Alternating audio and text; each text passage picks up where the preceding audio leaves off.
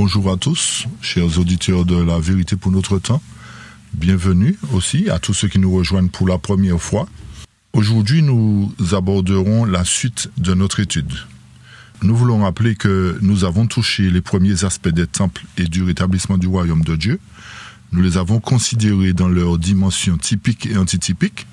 Et nous avons aussi vu que Dieu n'a rien laissé au hasard et que les symboles liés au temple portent en eux-mêmes un enseignement prophétique profond concernant son œuvre, son peuple et l'établissement final de son royaume. Mais à présent, il nous faut aller plus loin. Il nous faut poursuivre cette étude en apportant les autres explications dans le but d'éclaircir davantage ces symboles, dans le but aussi de comprendre la portée complète et de discerner plus clairement encore la manière dont Dieu révèle ses desseins à travers le type et l'antitype. Donc la suite de cette étude est capitale.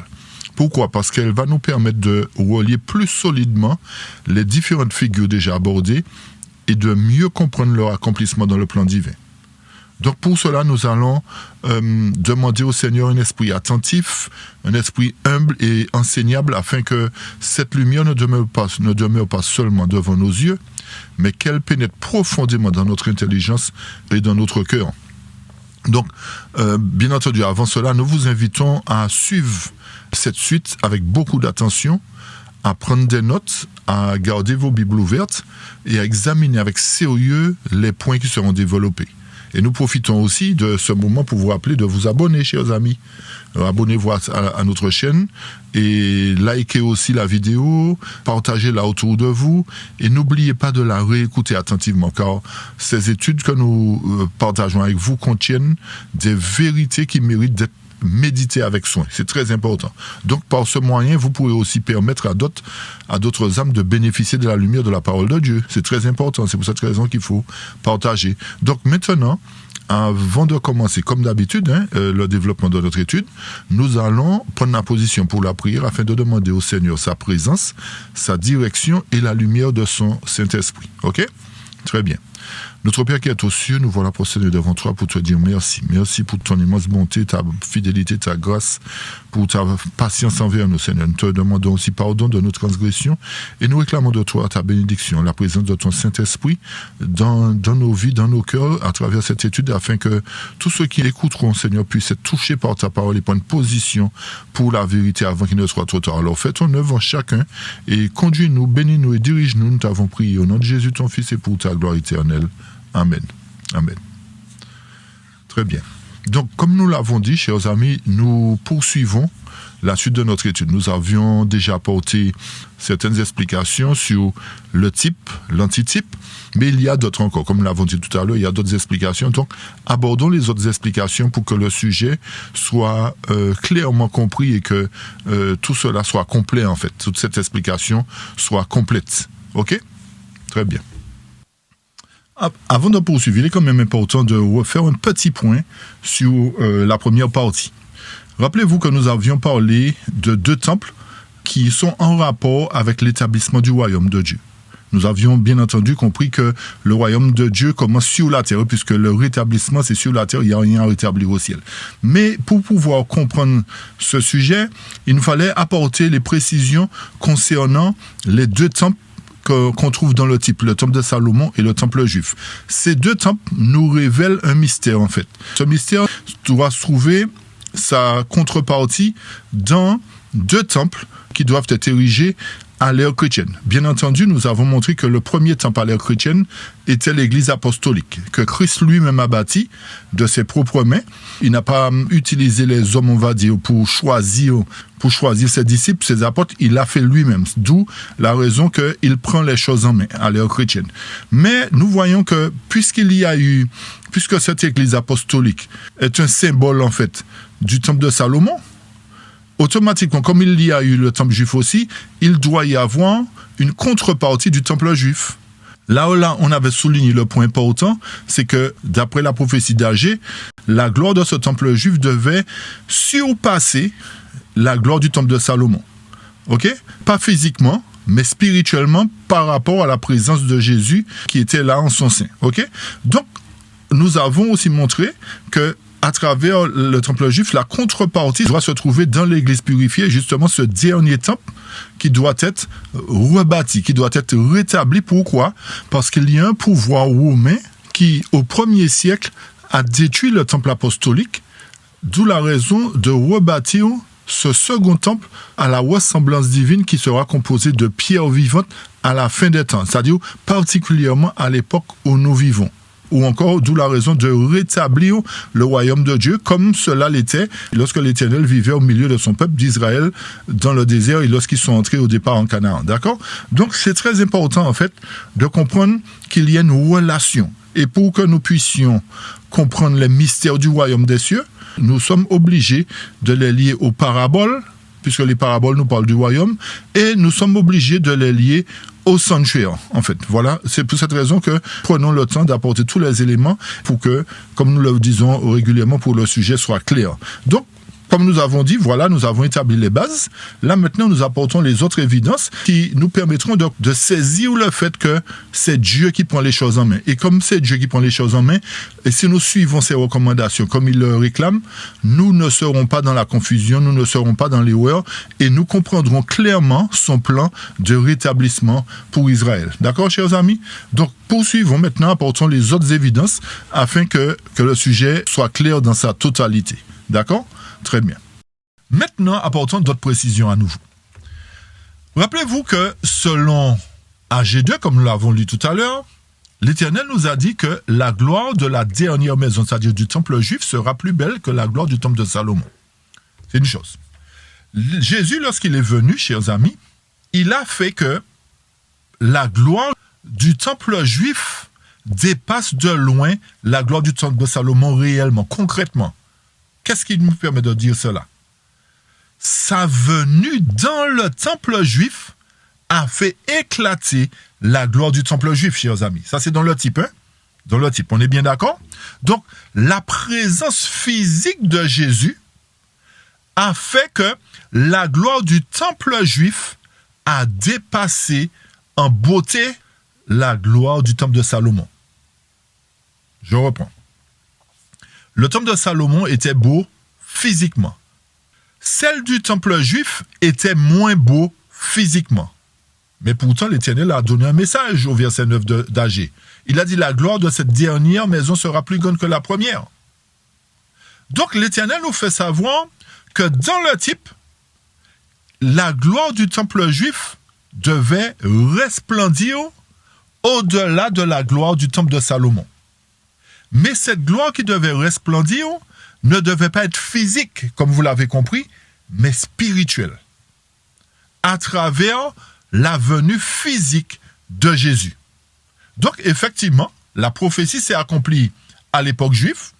Le temple juif, sa gloire a éclaté à travers le monde, à travers la présence de Jésus. Malheureusement, les Juifs qui étaient la majorité n'ont pas accepté cette gloire, n'ont pas accepté Jésus.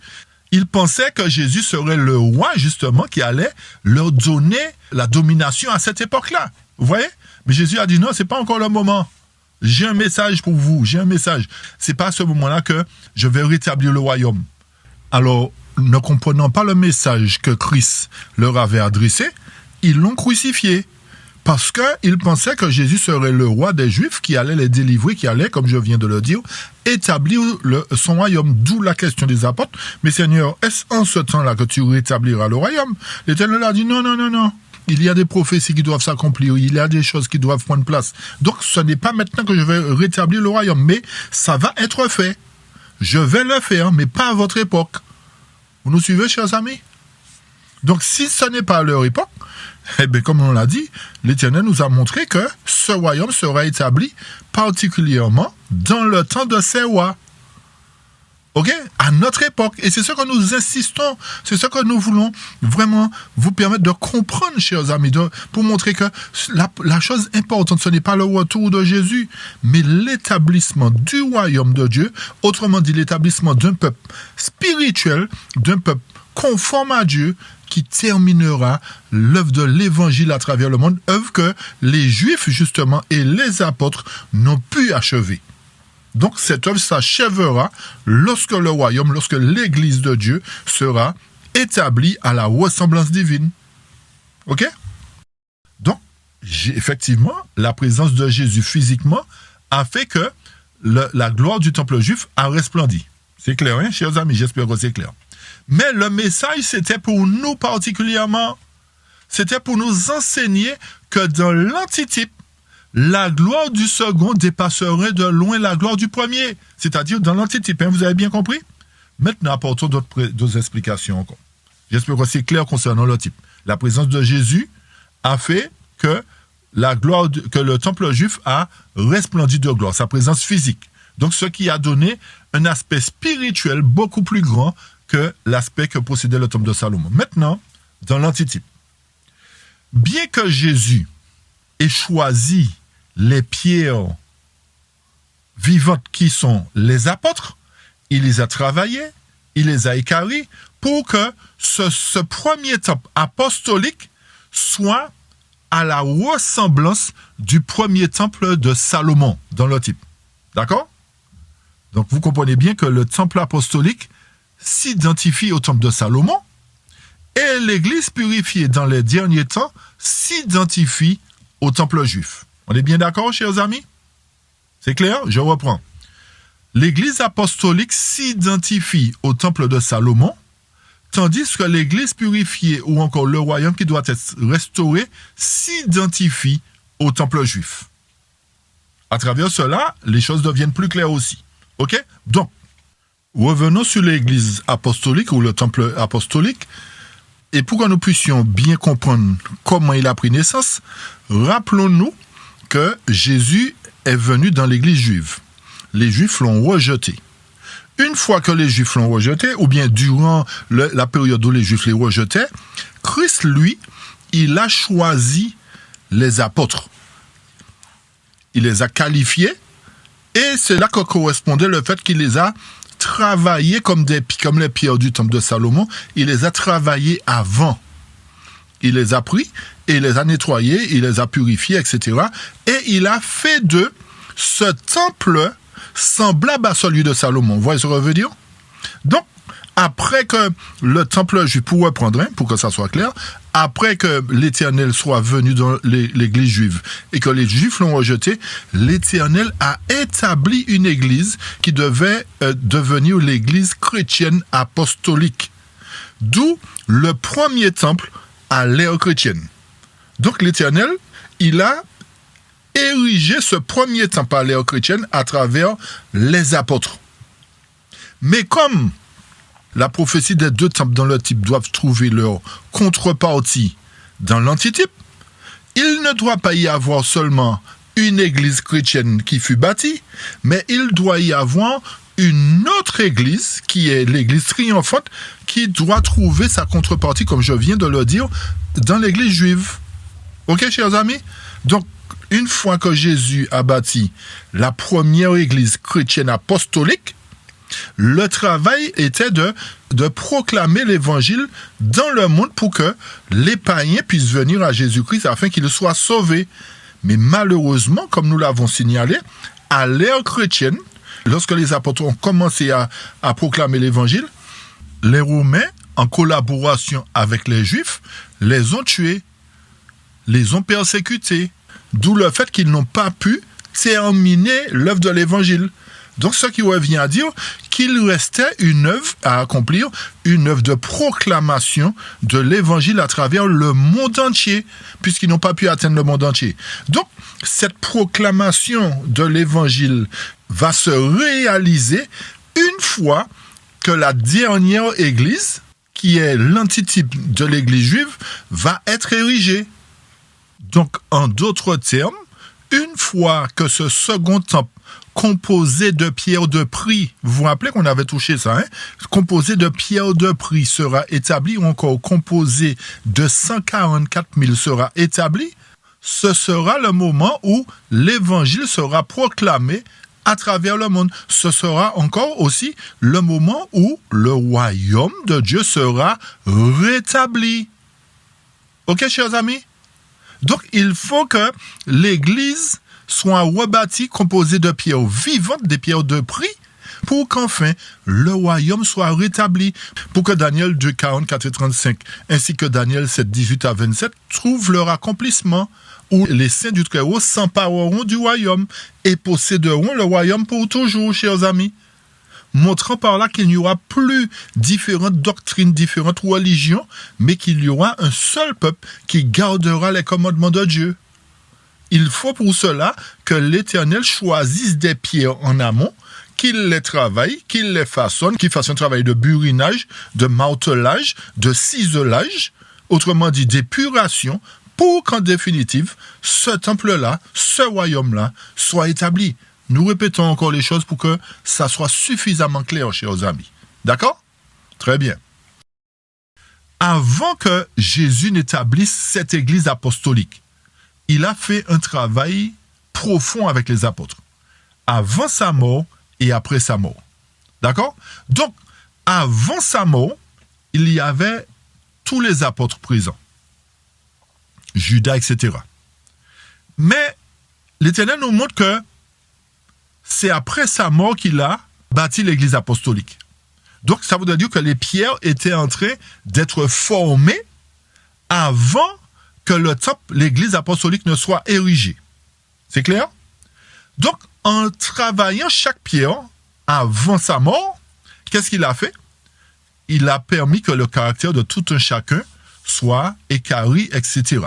Maintenant, il y a un parmi qui n'a pas laissé le burin de l'Éternel le toucher, qui n'a pas laissé le marteau de l'Éternel le toucher, c'était Judas. Vous comprenez bien le travail que Dieu fait, hein, chers amis? C'est pour nous permettre de bien comprendre ce qui sera fait dans l'antitype. Donc, Judas n'a pas laissé la parole de l'Éternel le toucher, ne s'est pas laissé transformer par la parole de l'Éternel, par l'Éternel lui-même, par Jésus lui-même qui était présent au milieu d'eux, qui faisait que la gloire de ce premier temple serait belle, d'accord? Il y a un autre problème aussi, c'est pour nous montrer que lorsqu'on se laisse travailler par l'Éternel, il y a un changement qui s'opère. Ce changement s'est opéré par rapport à Pierre, chers amis. Bien entendu, il y a d'autres petits sujets. Hein. Vous avez les deux frères qui voulaient avoir la place dans le royaume. Il y a tous ces petits sujets. Mais l'Éternel a corrigé ça. Mais concernant Pierre maintenant, l'Éternel a posé une question à Pierre. C'était pour montrer à Pierre, en fait, que il devait recevoir un dernier coup de burin et de marteau. Vous nous suivez? Lorsque Jésus a dit, Pierre, m'aimes-tu? Mais Seigneur, tu sais que je t'aime. Pierre, m'aimes-tu? Tu sais que je t'aime, Seigneur. Pierre, m'aimes-tu? Oui, Seigneur, tu sais que je t'aime. Mais rappelez-vous que l'Éternel avait dit à Pierre qu'avant que le coq ne chante, tu me renieras 3 fois. Et c'est à partir de ce moment-là, justement, que Pierre a pris le dernier coup de marteau et le dernier coup de burin, chers amis. Parce qu'il a compris véritablement qu'il était prompt à répondre. Il était fort en bouche. Mais en acte, il n'avait pas encore compris cela. Donc, en lui donnant le dernier coup de marteau et de burin, Pierre est rentré en lui-même à ce moment-là. Il a dit, ah Seigneur, j'ai compris ce que tu me disais. J'ai compris que je le disais verbalement, mais que concrètement, je ne t'aimais pas véritablement parce que je t'ai renié. Donc, à partir du moment où Pierre a reçu le dernier coup de marteau et burin, Pierre a été qualifié pour faire partie de l'édifice. Et c'est pour cette raison que Jésus dit de Pierre, tu es Pierre, et sur cette pierre, je bâtirai mon église. Donc, Pierre, en recevant les instructions de Christ, a été qualifié pour faire partie de la fondation et pour être le leader de l'église apostolique.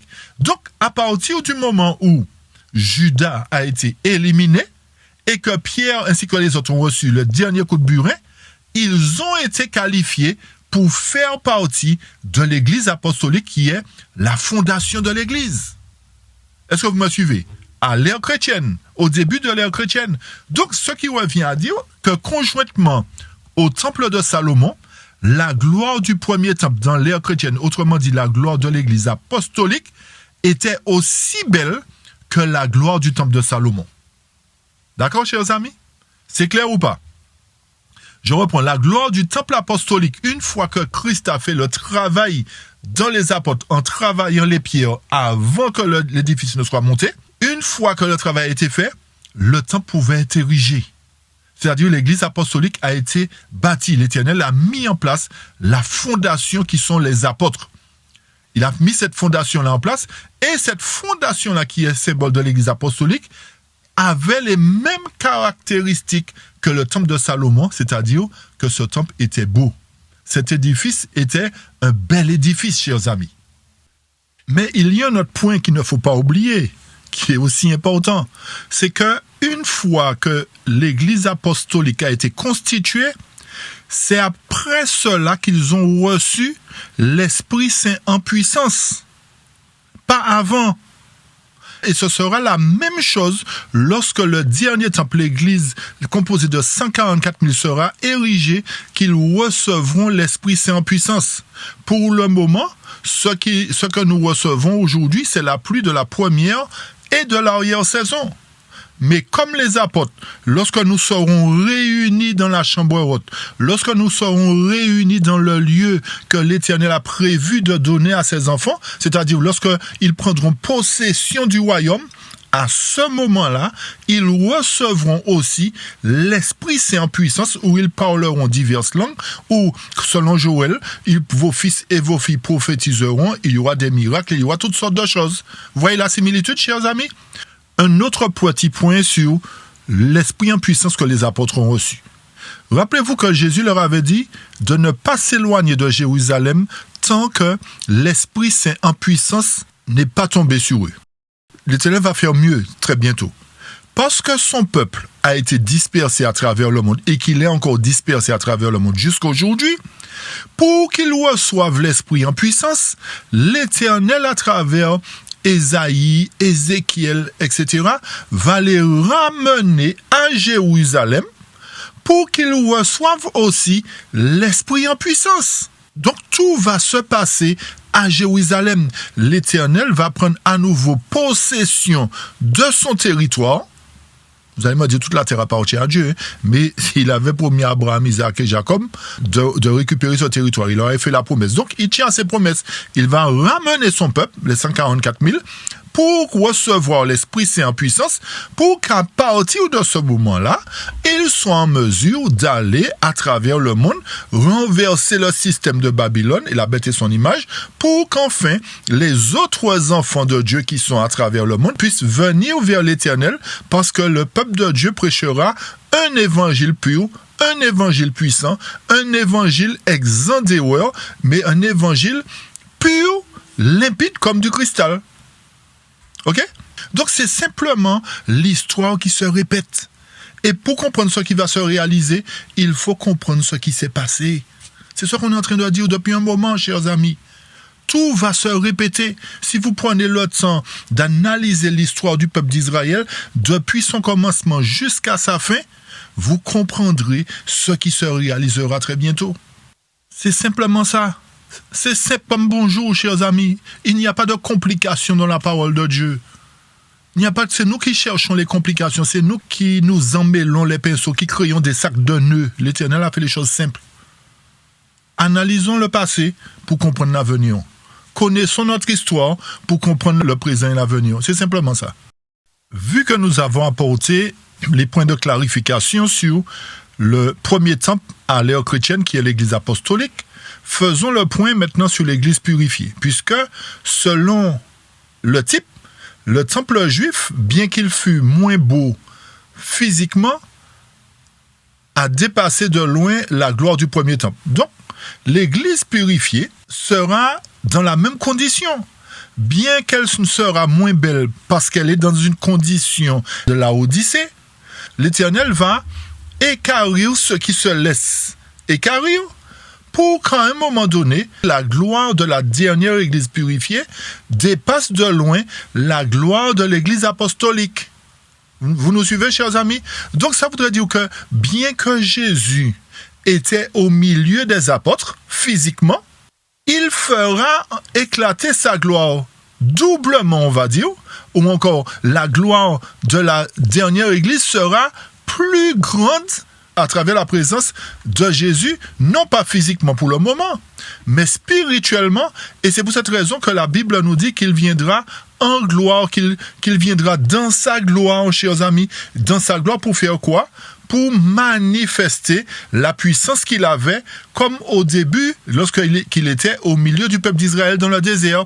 Il manifestait sa puissance, il manifestait sa gloire. Donc, de même qu'il y a eu un début aussi puissant, il y aura une fin aussi puissante, chers amis.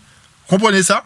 Ça, c'est un point. Donc, nous avons élucidé, en fait, nous avons apporté tous les éléments concernant les deux temples dans le type et les deux temples dans l'antitype, pour montrer que la gloire de la dernière sera aussi grande que la première à l'ère chrétienne. Maintenant, il y a un autre point qu'il faut souligner, chers amis. Le point est le suivant. Rappelez-vous que Zacharie 6 nous parle de montagne. Une montagne est un assemblage de pierres. On est bien d'accord? Une montagne est un ensemble de pierres qui se sont solidifiées, qui constituent en fait une montagne. Comprenez bien, analysons bien, soyez attentifs. Puisque la pierre de Daniel 2 doit se détacher de la montagne, ceci représente le fait que la montagne dans laquelle la pierre doit se détacher est l'église constituée de différentes pierres équarries et non équarries. D'accord? Puisque la montagne représente l'église de Dieu, d'une manière générale.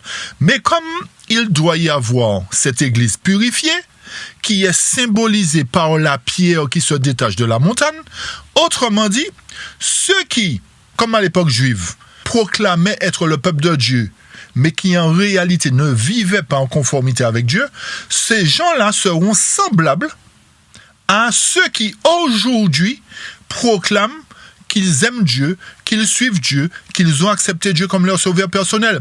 L'Éternel leur montrera que bien qu'ils font partie de son Église, mais ils ne sont pas comptés, ils ne sont pas et ne seront pas comptés parmi les citoyens du royaume. Encore une fois, nous voyons que c'est la même chose qui se reproduit. Je reprends. Les Juifs proclamaient qu'ils étaient le peuple de Dieu.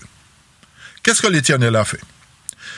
L'Éternel est venu, l'Éternel leur a apporté l'évangile, l'Éternel a corrigé ce qu'il fallait corriger en eux, etc. Il a voulu corriger ce qui n'allait pas en eux. Malheureusement, les responsables et certains membres de l'église juive à cette époque-là ont rejeté Christ et ont rejeté l'enseignement du Christ. Seuls quelques-uns, ceux que Christ a appelés, qui ont obéi, qui ont écouté, ont été qualifiés pour former l'église apostolique. Ça va jusque-là? Maintenant, concernant la dernière église, qui trouve sa contrepartie dans l'église juive, la même chose se reproduit.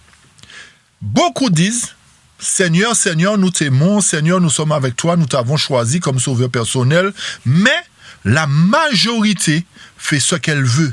La majorité, comme les Juifs d'antan, ne veulent pas recevoir l'enseignement du Christ. Ils disent, nous sommes déjà sauvés, nous n'avons qu'un effort à faire, nous n'avons rien à faire, Christ est mort pour nous, ça nous suffit, nous n'avons rien à faire. C'est là que nous nous trompons, chers amis.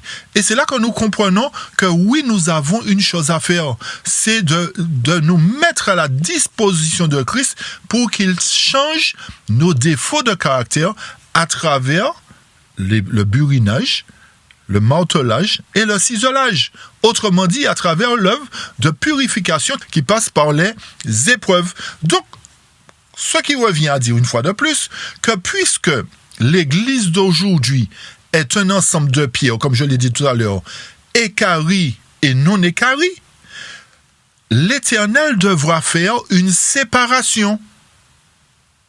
D'où la pierre qui se sépare de la montagne. Donc, ceux qui se sont laissés équarrir sont ceux qui se sépareront de la montagne, de l'église de Laodicée aujourd'hui, pour composer cette église purifiée, ou encore pour composer cette église triomphante, ou encore pour composer le royaume de Dieu. Et c'est à partir du moment où la séparation se fera entre la pierre et la montagne que cette église-là sera conduite dans le lieu que l'Éternel a choisi pour qu'il reçoive l'Esprit en puissance et qu'enfin il proclame l'Évangile, le grand cri, à travers le monde. Voilà encore des évidences, chers amis. Donc cette étude-là est plus qu'importante. Elle nous apporte tous les éléments, on va dire, pour que nous puissions comprendre ce que l'Éternel va faire très bientôt. Donc, ne nous focalisons pas sur le retour de Jésus, comme nous le disons souvent, mais focalisons-nous sur le travail que Christ est en train de faire aujourd'hui sur notre caractère. Focalisons-nous sur le scellement et le jugement qui vient bientôt, pas le retour de Jésus, parce que ce n'est pas le retour de Jésus qui est important pour nous là maintenant, c'est le scellement et la purification. Parce que si nous ne sommes pas scellés, nous ne serons pas purifiés. Et si nous ne sommes ni scellés ni purifiés, nous ne saurons voir le retour de Jésus, chers amis. Nous ne pourrons être présents au retour de Jésus. OK? Donc voilà ce qu'il faut retenir à travers le type et l'antitype des temples et aussi à travers le rétablissement du royaume. Mais avant que cela se fasse, rappelez-vous que l'Éternel avait dit aux apôtres, pour revenir sur l'Église apostolique, il leur avait dit, avant d'aller dans le monde, votre travail c'est quoi?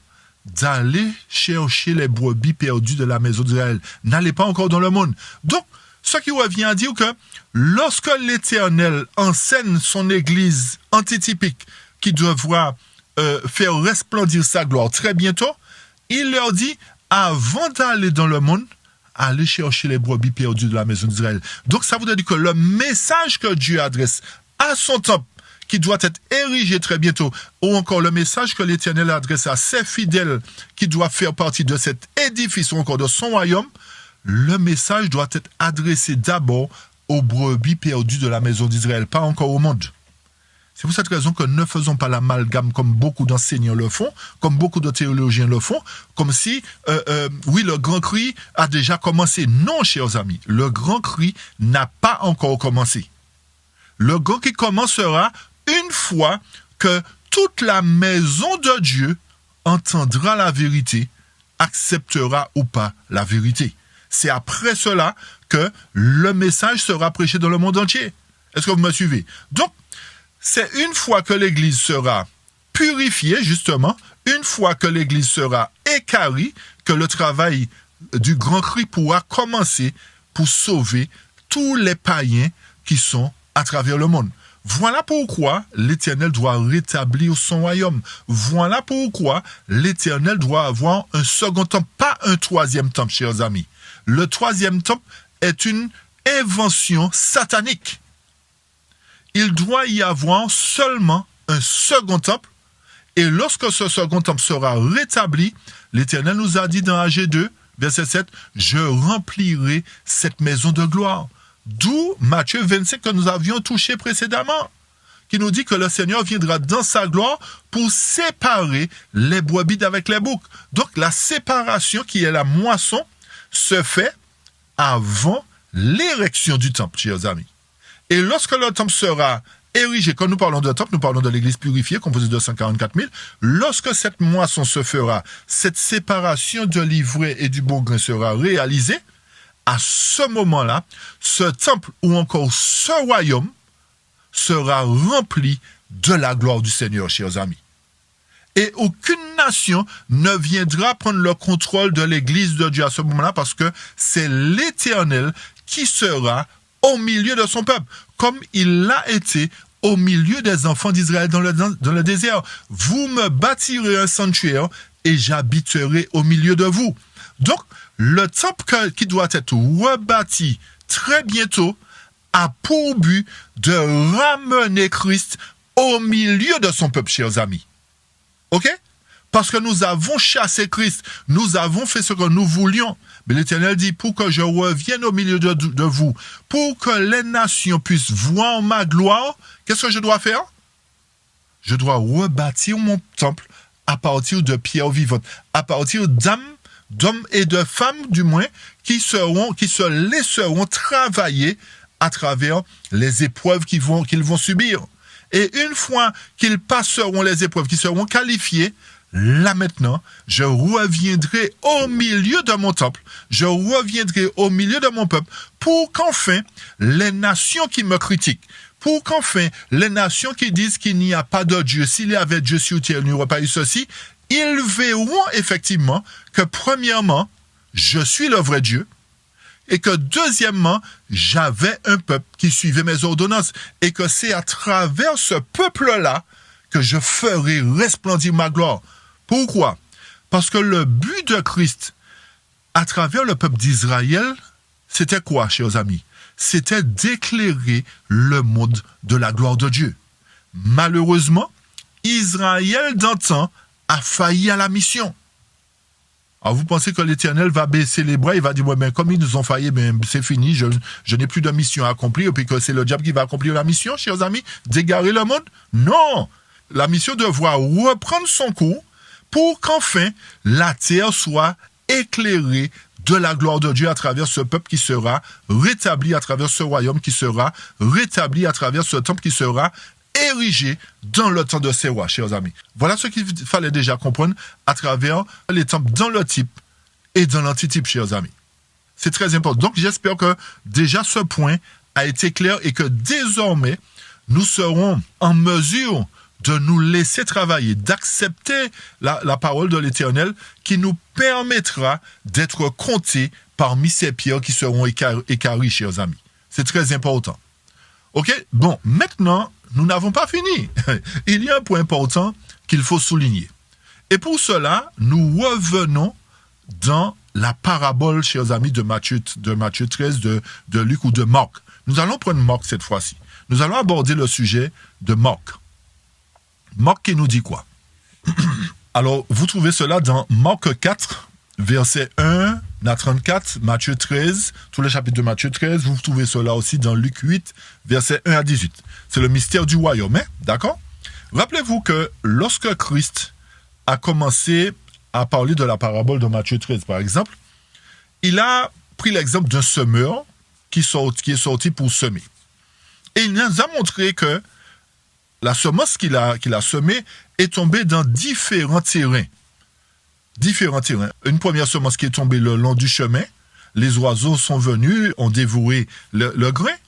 Un deuxième terrain, ou une deuxième catégorie de personnes, si vous voulez, qui ont reçu la vérité dans un sol pierreux. Ça voudrait dire quoi? Que la vérité n'a pas intégré, n'a pas pénétré profondément dans leur cœur. Donc, ils ont grandi rapidement, ils ont accepté la vérité, mais comme il n'y avait pas de fondement, eh bien, cette vérité-là est morte rapidement, ça n'a pas porté des fruits. Cette deuxième catégorie nous montre en fait que, comme elle n'était pas fondée, lorsque le soleil est venu, les tribulations sont venues, les problèmes, etc., tout cela, ils ont été anéantis, la vérité a perdu sa valeur parce qu'ils n'ont pas eu la foi en Jésus, ils n'ont pas eu cette fondation qu'il fallait qu'ils aient pour qu'ils puissent rester debout. Donc, le soleil, etc., est venu, les racines ont séché, etc. Ça, c'est la deuxième catégorie.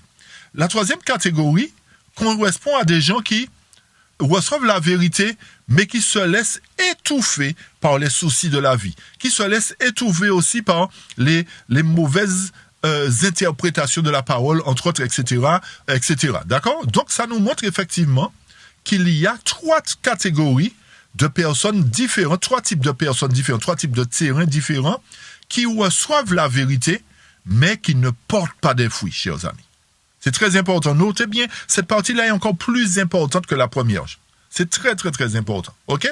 Donc, au verset 8, nous voyons justement une quatrième catégorie qui reçoit la semence dans la bonne terre.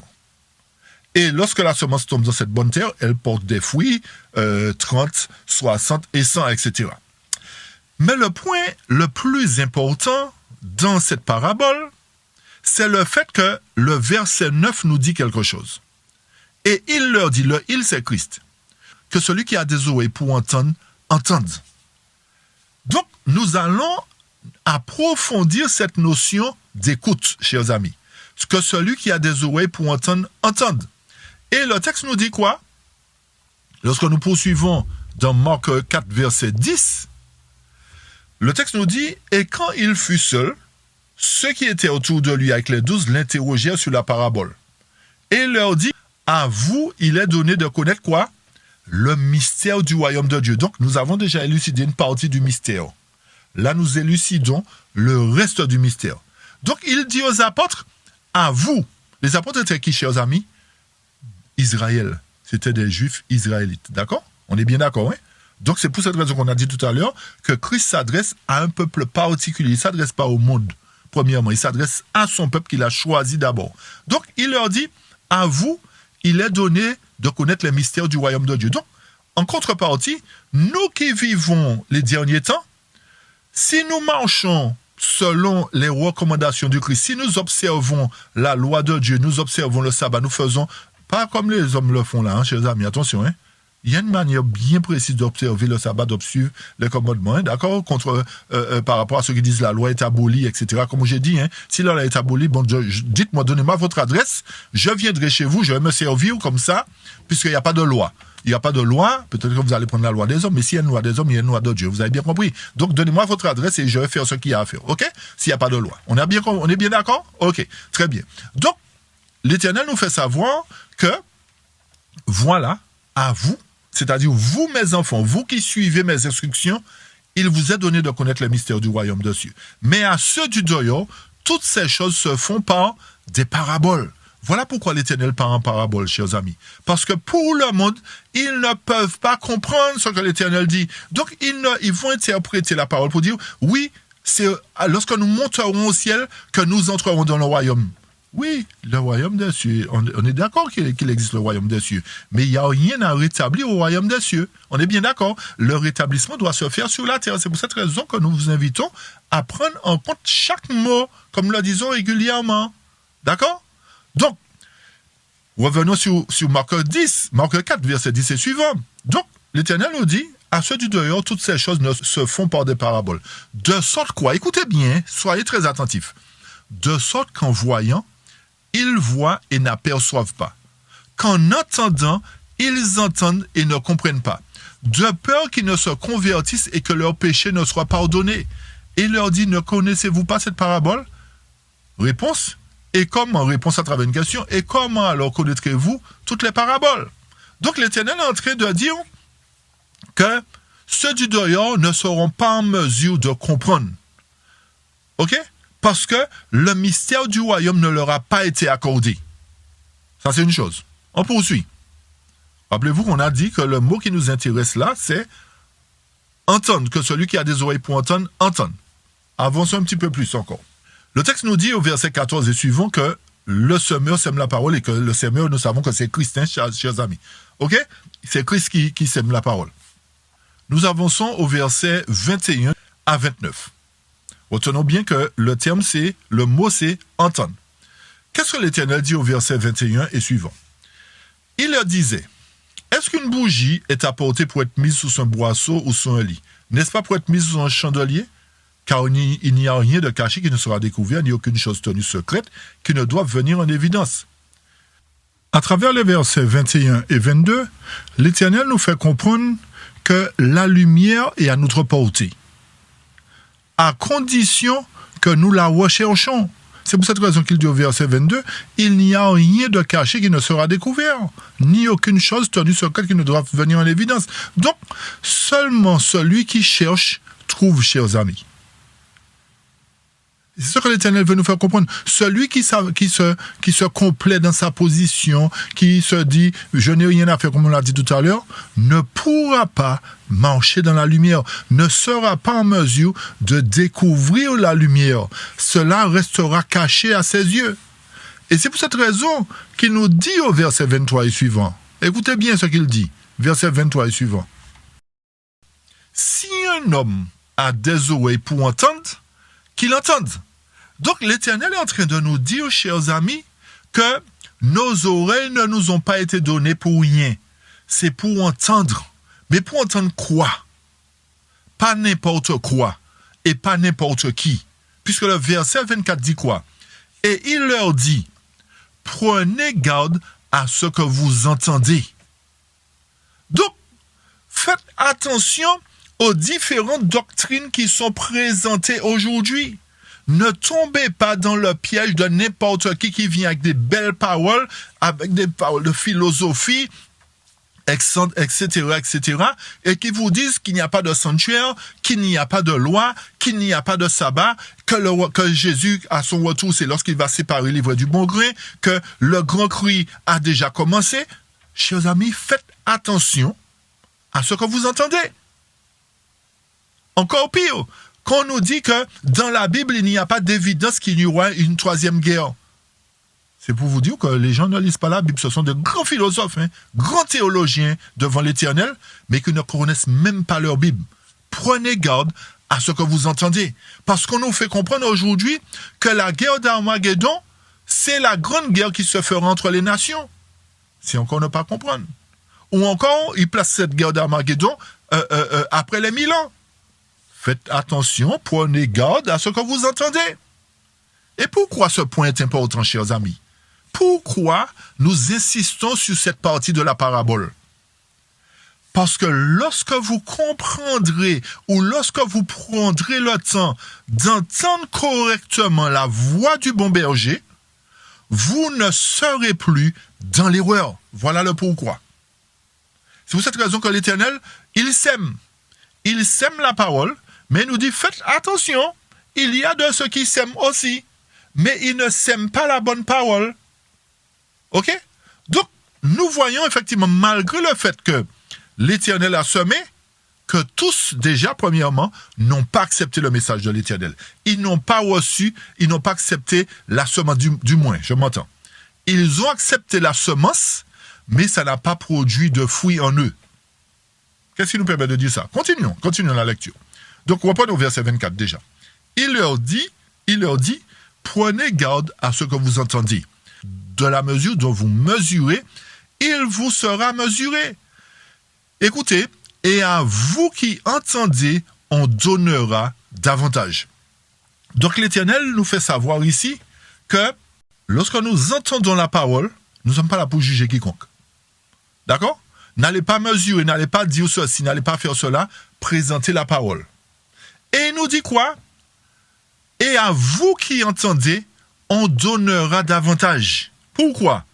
Car à celui qui a, il sera donné. C'est-à-dire que plus nous entendons la vérité, l'Éternel nous donne davantage de vérité. Vous avez bien compris, chers amis? Et à vous qui entendez, on donnera davantage. Donc, il y a entendre et entendre. On est bien d'accord, chers amis? Donc, il nous faut entendre la vérité pour recevoir la vérité. Verset 25, car à celui qui a, il sera donné. Donc, plus nous découvrons la vérité, plus nous prenons en considération ce que nous entendons comme étant la vérité, plus l'Éternel nous dévoile la vérité. Plus l'Éternel nous ouvre l'intelligence à propos de la vérité concernant les mystères du royaume. Écoutez la suite. Et à celui qui n'a pas, il sera ôté même ce qu'il a. Ah, chers amis, la chose est terrible là. J'aime bien le verset 18 de Luc 8 qui nous parle de la même chose. Écoutez, j'aime bien cette formule. Prenez donc garde comment vous entendez. Prenez donc garde à quoi? Comment vous entendez. Est-ce que c'est bien la vérité que vous avez entendue? Est-ce que vous avez sondé pour savoir si c'est la vérité? Ou est-ce que vous avez dit amen à tout ce qu'on a dit comme étant la vérité? Chers amis, l'Éternel nous demande de prendre garde à comment nous entendons. Car à quiconque a, il sera donné, et de quiconque n'a pas, il sera retiré même ce qu'il semble avoir. Ah, chers amis, la chose est terrible. L'Éternel nous fait savoir qu'il a semé. Et c'est pour cette raison qu'au début de la parabole, il prend l'exemple du semeur. Il dit, je suis le semeur, je sème. Donc, ce qui revient à dire que tous, chers amis, ont reçu la semence. Suivez-nous attentivement. Tous ont reçu la semence. Et comme tous ont reçu la semence, mais que 3 catégories ont rejeté, n'ont pas fait cas de la semence, l'Éternel dit à ces gens-là, comme vous n'avez pas fait cas de la semence, c'est-à-dire que vous n'avez pas reçu d'autres vérités, parce que vous n'avez pas fait cas, donc ce que je vous avais donné au départ, le b.a.-ba que je vous avais donné au départ, je vous le retire. Qu'est-ce que l'Éternel est en train de nous dire ici là? L'Éternel est en train de nous dire qu'il y a une malédiction, en quelque sorte, sur ceux qui refusent d'entendre la vérité. Il y a une malédiction pour ceux qui refusent de marcher selon la vérité. C'est pour cette raison qu'il nous dit prenez garde. Donc, Cette malédiction consiste à faire quoi? Puisque Christ retire même ce qu'il semble avoir. C'est-à-dire que tous ceux qui refusent de marcher dans la vérité, à un moment donné, comme ils n'ont pas produit des fruits et n'ont pas reçu d'autres vérités, qu'est-ce qui se fera? Ils recevront un esprit d'égarement. Et c'est ce que nous sommes en train de constater progressivement aujourd'hui, chers amis, que beaucoup qui avaient reçu la vérité, mais qui n'ont pas tenu compte de ces vérités parce qu'ils n'ont pas pris le temps d'entendre et de produire des fruits, l'Éternel leur retire ces vérités et leur donne un esprit d'égarement pour qu'ils croient aux mensonges. C'est pour cette raison que la parole de l'Esprit nous dit qu'ils recevront une forte illusion pour qu'ils croient aux mensonges. Et nous sommes en train de vivre cela, chers amis, à travers la mise en place du rétablissement du royaume, chers amis. Nous voyons que ceux qui feront partie du royaume prendront le temps d'écouter, porteront des fruits, tandis que ceux à qui Dieu a donné, qui n'ont pas tenu compte des enseignements, il enlèvera ce qu'ils semblent avoir. Parce qu'ils n'ont pas reçu l'amour de la vérité. Ils n'ont pas accepté Jésus dans leur vie. Vous avez bien compris, chers amis? C'est pour cette raison que l'Éternel nous amène à faire quoi? À faire attention à ce que nous entendons. Mais allons plus loin, chers amis. Allons plus loin, c'est très important pour arriver vers la fin. Pour recevoir la clé du mystère du royaume, il nous faut recevoir la semence dans la bonne terre et savoir entendre correctement la parole de Dieu. C'est-à-dire faire la différence ou la distinction entre la vérité et l'erreur. Ça, c'est une chose primordiale. Si nous voulons comprendre le mystère du royaume des cieux, si nous voulons porter des fruits, nous devons faire attention à ce que nous entendons. Ne pas prendre toute parole qui sort de la bouche des hommes, mais de prendre toute la parole qui sort de la bouche de Dieu, chers amis. Et nous allons voir comment Dieu se considère dans quelques instants, à travers la relation qu'il fait entre cette parabole et le rétablissement de son royaume ou de son temple. Donc, pour que nous soyons en mesure de faire la différence ou de distinguer les différentes voix, on va dire, parce qu'il y a plusieurs voix qui claironnent. Hein. Il y a de ceux qui disent, oui, c'est moi qui ai la vérité, suivez-moi, abandonnez ceci, abandonnez cela, brûlez ce que vous pouvez, etc., etc. Bref, d'accord? Il y a de ceux même qui pensent que leur interprétation est meilleure que les autres, etc., parce qu'ils jugent d'après leur conception, mais pas selon la parole de Dieu. Donc l'Éternel nous dit ici, chers amis, pour que nous puissions entendre la voix du bon berger, puisqu'il est le bon berger, hein, on est bien d'accord? Ok, puisque nous puissions distinguer ou entendre la voix du bon berger de celle des faux bergers, il y a des points que nous devons identifier. Il y a des choses que nous devons observer concernant le vrai berger et les faux bergers, chers amis. Et c'est pour cette raison que dans Zacharie 10, l'Éternel nous dit quoi? Demandez-moi directement la pluie. Pourquoi? Parce qu'il y a des téraphim qui prophètent des mensonges, etc. Il n'y a pas de berger. Montrant par là que même si les bergers sont présents physiquement, mais ils ne sont pas là spirituellement, ils ne peuvent rien donner au peuple. Et c'est pour cette raison qu'en relation avec Zacharie 10, l'Éternel dit dans Ézéchiel 34, j'ai un problème avec les bergers, j'ai un problème avec ceux qui dispensent la parole. Ils disent des choses, les brebis entendent, et ils prennent ça comme parole d'évangile. Alors que moi, le vrai berger, je leur dis, voilà la voie qu'ils doivent suivre, mais comme ils veulent suivre l'homme, donc ils ne portent pas des fruits. Et comme ils ont suivi l'homme, donc je reprends la vérité que je leur ai donnée, à un moment donné, ils vont être égarés. Vous avez compris ça? Donc, il y a une distinction à faire entre les vrais bergers, entre le vrai berger et les faux bergers. Donc, pour ne pas tomber dans le piège des faux bergers, il nous faut apprendre à discerner clairement la voix du vrai berger, chers amis. Vous avez bien compris ça? Parce que tout le monde claironne, hein, tout le monde annonce quelque chose, mais il y a une voix particulière que nous devrions reconnaître, la voix du vrai berger. Et elle est distincte, chers amis. La voix du vrai berger est différente de la voix des faux bergers.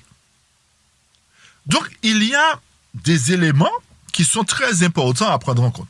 Déjà, distinguer la voix, le ton de la voix, la tonalité, etc.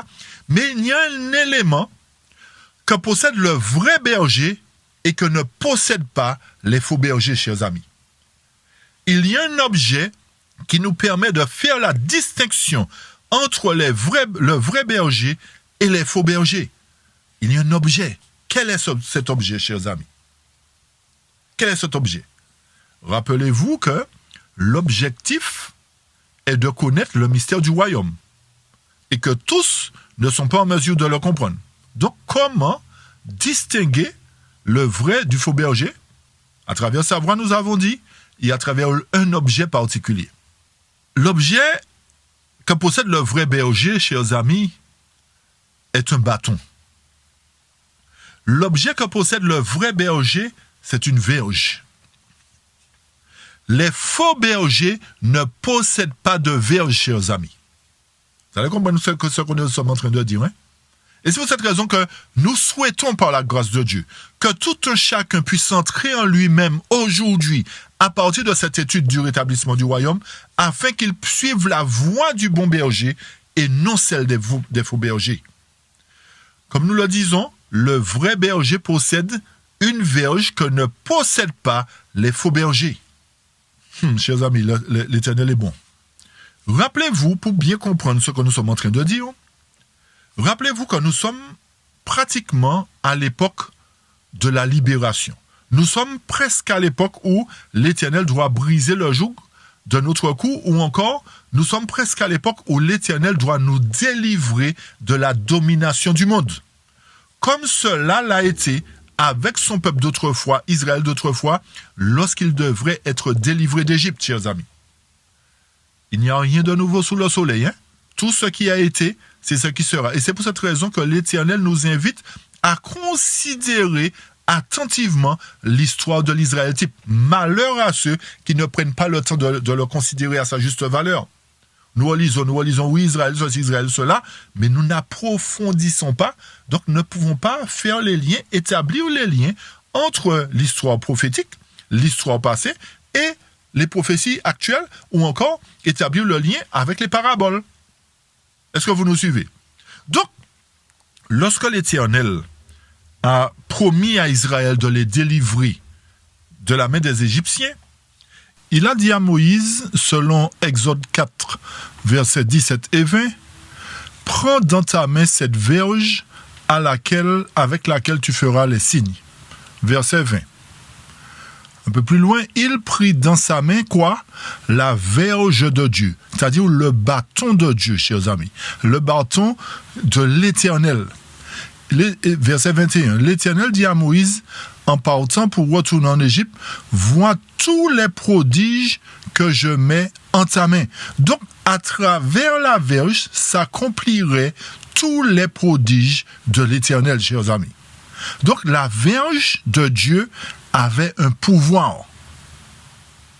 Ok? C'était le bâton de Dieu, chers amis. Très important. Il a dit, prends mon bâton et avec ce bâton, je vous délivrerai. Ça, c'était dans le type. Donc, Moïse a pris le bâton.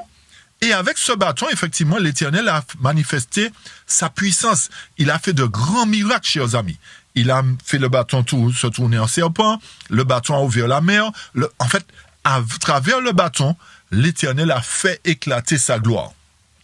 Donc, ce qui revient à dire, chers amis, que le bâton que possède le vrai berger avait le pouvoir de délivrer et de conduire le peuple d'Israël hors d'Égypte pour le conduire dans la terre promise. L'Éternel nous fait savoir que le peuple aujourd'hui n'est pas de reste et que ce peuple-là doit être aussi conduit à travers le bâton de l'Éternel, à travers la verge que possède l'Éternel aujourd'hui, chers amis. Et remarquez bien comment l'Éternel fait bien les choses à nouveau. Le bâton de Moïse faisait des miracles. Comme je l'ai dit, transformer en serpent, ouvrir la mer rouge. Mais le bâton que possède l'Éternel aujourd'hui, qui est le même, attention, d'accord, l'Éternel ne change pas. L'Éternel a le même bâton, mais à la différence que le bâton d'aujourd'hui, il n'accomplit pas seulement des miracles, mais le plus grand miracle, dira-t-on, qu'il accomplit, c'est qu'il parle aujourd'hui, chers amis. Ce bâton, cette verge, parle aujourd'hui, chers amis. Et c'est là la puissance que possède en plus la verge de l'Éternel, chers amis. C'est ça qui est plus surprenant, c'est que cette dernière verge, ce bâton que possède l'Éternel, va encore plus loin dans l'accomplissement des miracles. Elle parle. Elle parle, chers amis. Et c'est pour cette raison que l'Éternel nous invite à faire attention à ce que nous entendons. Suivez-nous attentivement, hein, chers amis. C'est très important. Ceci est vital pour vous. Votre destinée sera décidée à partir du moment où vous ferez le choix soit d'entendre la voix de Dieu ou soit de la rejeter, chers amis. Ce message, peut-être, est le dernier message que vous entendrez. Ce sera peut-être le dernier message. Si aujourd'hui, après avoir entendu ce message, chers amis, vous rejetez la voix de l'Éternel, il n'y a plus de salut pour vous. Il n'y aura plus de salut pour vous. Écoutez ce que l'Éternel nous dit dans Michée 6, verset 9. La voix de l'Éternel crie à la ville. C'est la voix de qui, chers amis, des pasteurs? Non. La voix de l'Éternel. L'Éternel s'adresse à son peuple, à sa ville, chers amis. Écoutez ce qu'il dit ensuite. Et celui qui est comment? Rebelle? Non. Celui qui est orgueilleux? Non.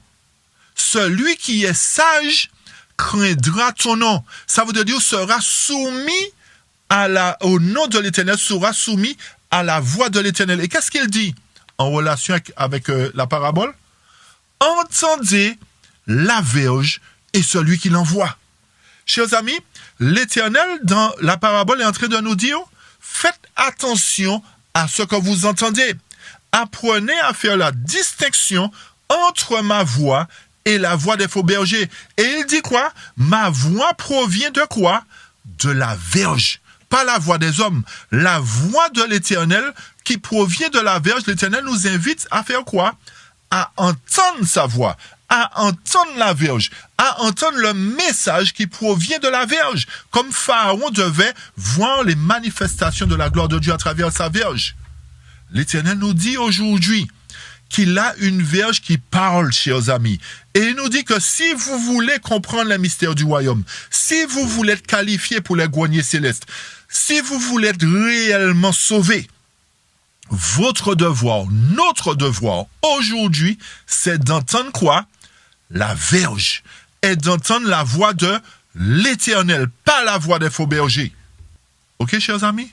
Donc, si à partir d'aujourd'hui, chers amis, tous ceux qui entendent ces messages continuent à se rebeller, continuent à se révolter, à dire, ah, c'est pas la vérité, c'est pas ceci, n'écoutez pas la verge du berger, c'est pas bon, etc., n'écoutez pas ça. Vous condamnez vous-même à partir d'aujourd'hui, chers amis. Vous avez un choix. Soit vous acceptez la verge, soit vous acceptez le message de la verge, ou soit vous la rejetez. Si vous la rejetez, vous signez votre condamnation à mort. Parce que la verge, c'est la voix de l'Éternel. Et c'est pour cette raison que lorsque nous prenons le temps d'écouter la voix du bon berger, chers amis, nous savons la discerner à travers les voix des faux bergers qui proclament aujourd'hui certaines choses. Puisque Jean 10 nous dit quoi? En vérité, je vous dis, celui qui n'entre pas par la porte dans la bergerie, mais qui y monte par un quelconque autre chemin, celui-là est un voleur et malhonnête. Et beaucoup aujourd'hui ne passent pas par la porte, chers amis. Seul le vrai berger passe par la porte. Et c'est pour cette raison qu'il se tient à la porte. Il nous dit, je frappe. Je frappe. Mais qu'est-ce qu'on fait? On ferme la porte à l'Éternel et on va ouvrir la fenêtre pour les faux bergers. L'Éternel nous dit au verset 2, mais celui qui entre par la porte est le berger des moutons. Écoutez bien verset 3. À celui-ci, le portier ouvre et les moutons font quoi? Les moutons entendent sa voix parce qu'ils ont pris l'habitude d'écouter la verge. Ils ont pris l'habitude d'écouter la voix du bon berger. Et lorsqu'ils prennent l'habitude d'écouter la voix du bon berger, l'Éternel leur donne en plus de ce qu'ils ont. Il leur donne davantage d'après Marc 4, verset 25. Car à celui qui l'a, il sera donné. Et à celui qui n'a pas, il sera ôté même ce qu'il a. Donc, lorsque nous prenons le temps d'écouter ou d'entendre la voix du bon berger, il nous ouvre l'intelligence quant à la doctrine, quant à ses doctrines, quant à ses paroles, quant à ses enseignements, et nous sommes à mieux de comprendre le mystère du royaume. Nous sommes qualifiés pour comprendre véritablement tout son projet, comprendre qu'il y a une guerre qui arrive très bientôt, comprendre que la moisson se fait avant le retour de Jésus, comprendre que les boucs et les brebis sont séparés avant le retour de Jésus, comprendre que l'Éternel doit avoir un lieu qu'il doit protéger, qu'il doit rétablir son royaume en quelque sorte pour que ce royaume soit le centre d'où provient la vérité, le centre du nouveau quartier général de l'Éternel qui ne sera ni aux États-Unis, pas en France, même pas en Angleterre, peu importe, mais que le centre du quartier général de l'Éternel sera à Jérusalem, chers amis. Et lorsqu'on revient encore dans Jean 10, verset 3, à celui-ci le portier ouvre, les moutons entendent sa voix, et il appelle ses propres moutons par leur nom et les conduit dehors. Verset 5. Et ils ne suivront pas un étranger, mais ils fuiront loin de lui, car ils ne connaissent pas la voix des étrangers. Amen. Parce qu'ils ont pris l'habitude d'entendre la voix du bon berger. Lorsque le bon berger parle, ils savent que c'est le bon berger. Lorsque le faux berger parle, ils disent non, ça c'est pas la vérité, je ne vais pas t'écouter mon frère. Même si tu as fait 10 ans de collonge, peu importe, je ne vais pas t'écouter au nom de Jésus parce que tu es un faux berger. Vous n'allez pas dire ça directement à la personne, mais vous allez essayer de parler à la personne pour qu'elle puisse comprendre, d'accord? Vous avez bien compris, d'accord? Mais tout ça pour nous dire que nous saurons faire la distinction aujourd'hui entre les vrais et les faux bergers parce que la voix du bon berger provient de la Vierge. Donc si nous suivons la vérité de la Vierge, chers amis, qui est la voix de l'Éternel, nous ne serons pas dans la confusion. Maintenant, attention, il y a de ceux qui reçoivent la vérité de la Vierge, mais qui font n'importe quoi avec, et qui aussi subissent la malédiction. Attention, parce qu'on ne rigole pas avec la parole de Dieu. Beaucoup de personnes ont bien commencé en entendant la voix de la Vierge, et ont voulu ajouter, ont voulu retrancher, ont voulu faire ce qu'ils voulaient, et laissez-moi vous dire qu'ils subissent aussi la destruction. Ce n'est pas parce qu'on a accepté la voix du bon berger superficiellement qu'on sera sauvé, chers amis. Il faut l'accepter en vérité. Donc, le verset 14 nous dit, je suis le bon berger, je connais mes moutons, et je suis comment? Connu des miens. Je suis connu des miens. Et lorsque nous faisons le parallèle avec Ézéchiel 39, l'Éternel nous dit quoi? Et je mettrai ma gloire parmi les païens. Comment il va faire ça? Lorsque le temps sera rétabli. Et tous les païens verront mon jugement que j'aurai exécuté ainsi que ma main que j'aurai mis sur eux. Donc si l'Éternel n'a pas un peuple, s'il ne rétablit pas un peuple, s'il ne rétablit pas son peuple, comment les païens verront le jugement de Dieu? Donc lorsque cela se fera, lorsque l'Éternel mettra sa gloire parmi les païens à travers son peuple, le verset 22 nous dit, « Et la maison d'Israël saura que je suis le Seigneur leur Dieu dès ce jour et dorénavant. Et que les païens sauront quoi? Que la maison d'Israël est allée en captivité à cause de son iniquité parce qu'ils ont transgressé contre moi. C'est pourquoi je leur avais caché ma face. » Donc l'Éternel n'était plus au présent au milieu de son peuple et les avait livrés en la main de leur ennemi tellement qu'ils étaient tous tombés par l'épée. Donc l'Éternel est en train de nous dire que par rapport à la désobéissance de l'Israël d'antan, l'Éternel les a dispersés à travers le monde. Et le même Éternel qui les a dispersés va les rétablir, chers amis. Il va les rétablir. Pourquoi? Parce qu'ils reconnaîtront leur souillure. Ils reconnaîtront leur transgression. Et le verset 24 nous dit, « Je leur ai fait selon leur souillure et selon leur transgression, et je leur ai caché ma face. » C'est pourquoi, verset 25.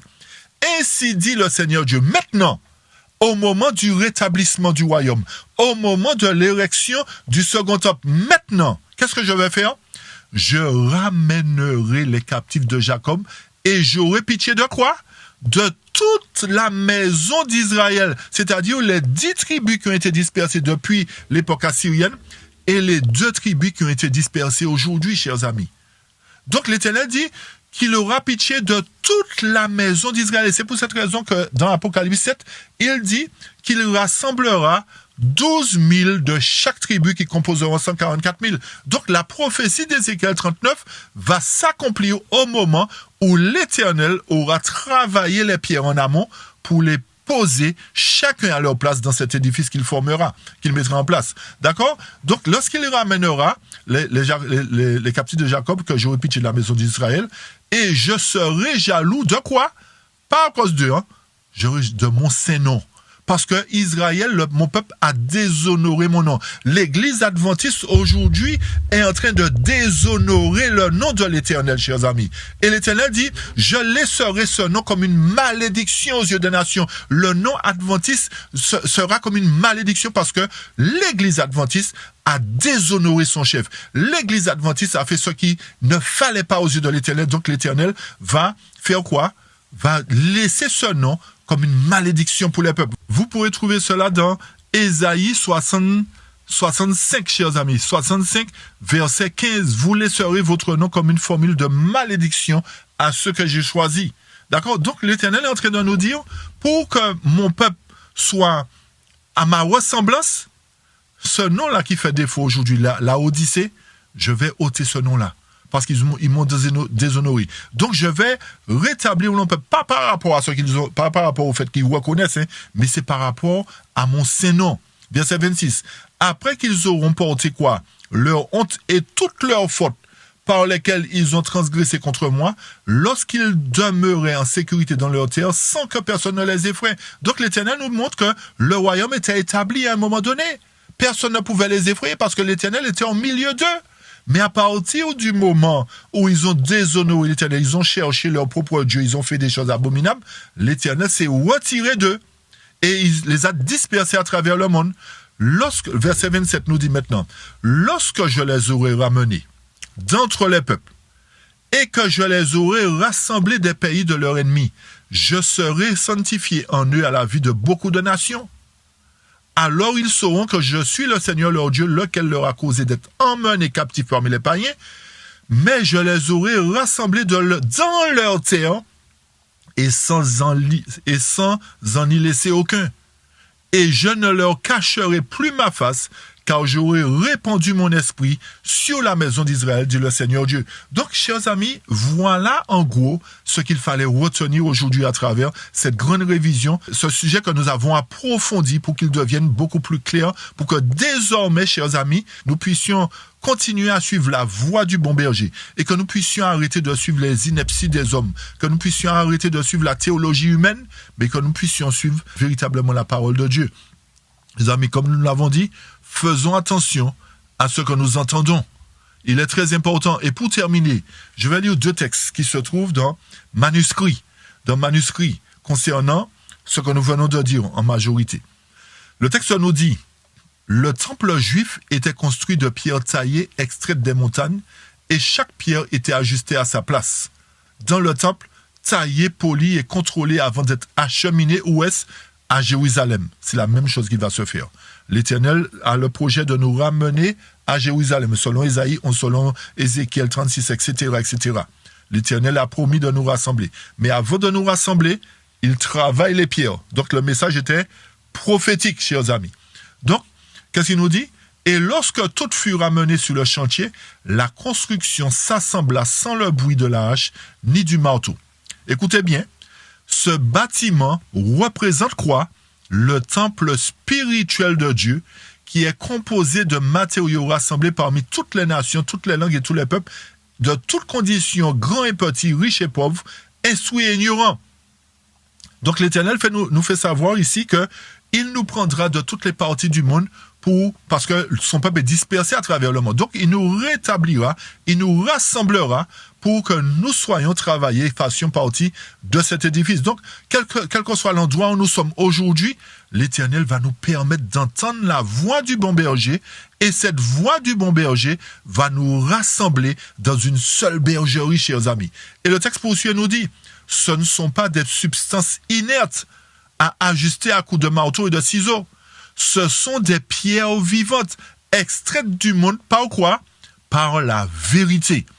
Et le grand maître d'œuvre, le Seigneur du temple, est en train de les tailler, de les polir, de les ajuster à leur place respective dans le temple spirituel qu'il est en train d'établir petit à petit, chers amis. L'Éternel ne va pas sauver tout le monde dans la Odyssée. Il ne va pas sauver tout le monde parce qu'il y a ceux qui déshonorent son nom, qui portent le titre de chrétien, mais qui ne sont pas de véritables chrétiens, chers amis. D'accord? Donc, le texte poursuit nous dit, une fois achevé, ce temple sera comment? Parfait, en toutes ses parties. L'admiration des anges et des hommes, car son bâtisseur et son créateur est Dieu. J'espère que ce passage est clair. On poursuit pour terminer.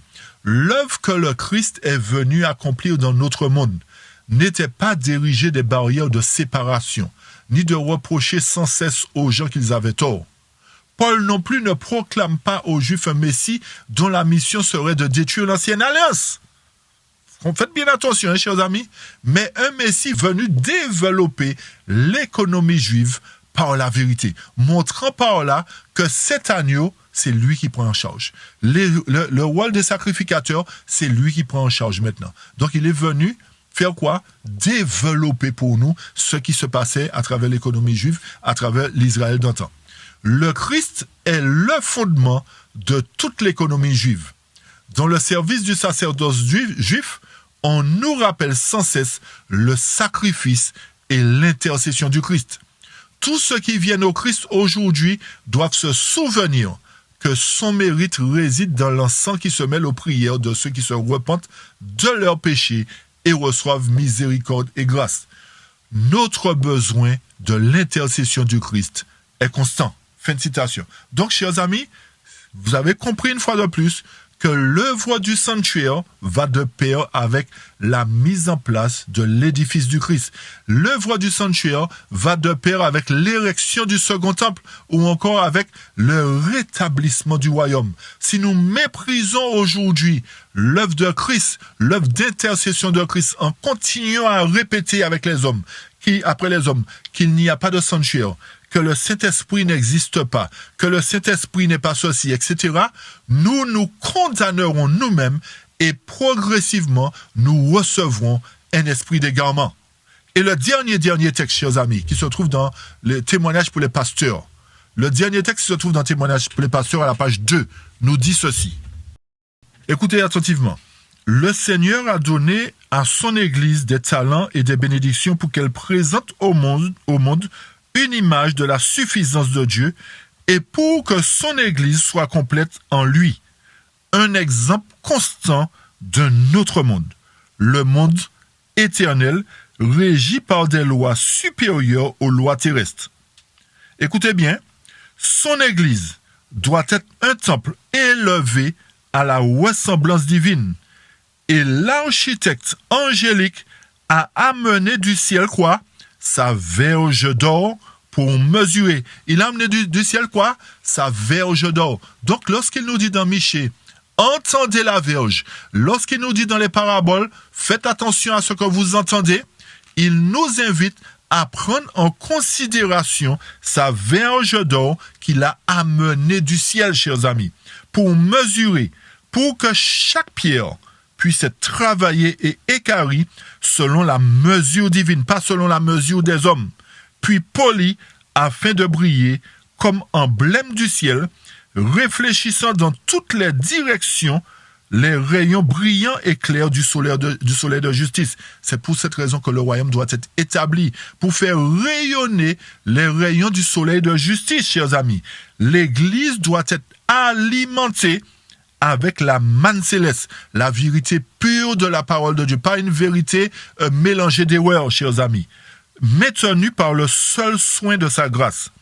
Et à ce moment-là, revêtue de l'armure complète de la lumière et de la justice, elle entre, et je dirais, elle pourra entrer à ce moment-là dans son dernier conflit. Les scories, matériaux inutiles seront consumés et l'influence de la vérité témoignera au monde de son caractère sanctifiant et ennoblissant. Fin de citation. Chers amis, que l'Éternel bénisse l'influence de sa parole dans nos cœurs et qu'à partir de maintenant, nous fassions le choix de suivre la voie du bon berger, que nous fassions le choix d'écouter la verge, parce que si ce n'est pas le cas, chers amis, nous serons condamnés nous serons perdus définitivement.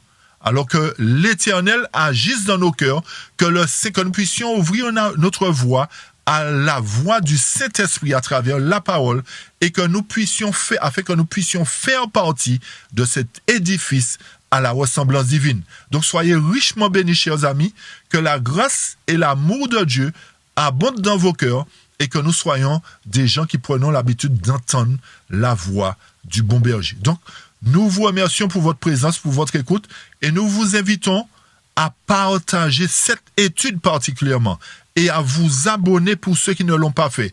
Car seulement sur cette plateforme, chers amis, vous entendrez la voix de l'Éternel et non la voix des hommes. Alors puisse Dieu, une fois de plus, nous bénir et nous accorder sa grâce. Amen. Amen.